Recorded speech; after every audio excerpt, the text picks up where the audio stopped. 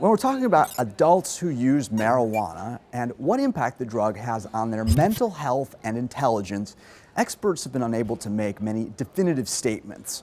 Health authorities can only really say marijuana might do harmful things to the brain, but that more research is needed. That may be why Americans, according to a recent poll, rank sugar as more harmful than marijuana. Are they wrong? Maybe so. A new report titled Long-Term Effects of Marijuana Use on the Brain is offering fresh evidence that a chronic user's brain undergoes significant structural changes for those who've used marijuana regularly over 6 to 8 years. What kinds of changes? Using MRI scans, researchers compared the brains of 48 frequent marijuana users who took the drug on average 11 times per week to those of 62 non-users. The yellow area on this MRI scan shows the average amount that the gray matter density was diminished in the bilateral orbitofrontal cortex of the marijuana users. This is the part of the brain that's involved in decision-making. At the same time, the MRI shows the marijuana users have greater activity than the control group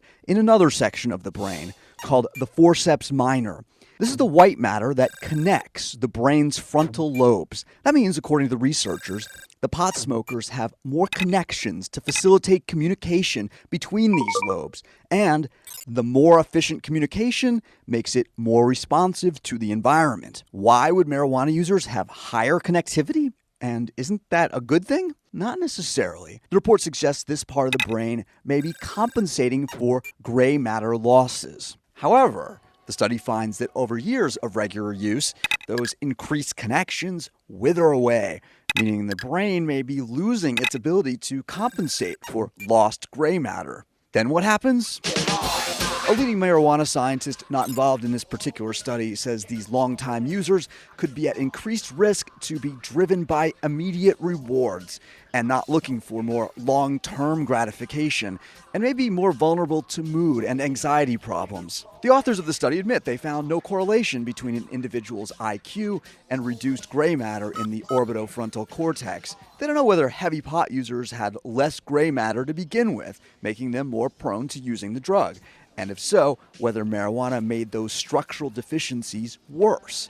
Yet again, the public is told more studies are needed. So at this point, setting aside the emerging consensus among researchers that pot is harmful to the developing brains of adolescents, in places where it's legal, do leading scientists think there should be a warning label on marijuana? Some do. Here's what Krista Lisdahl of the University of Wisconsin-Milwaukee would have it say. High THC marijuana can cause subtle cognitive deficits, brain structure abnormalities, mood and sleep problems. Daily use is not recommended. Not recommended, at least until the science becomes more conclusive. That's the short answer.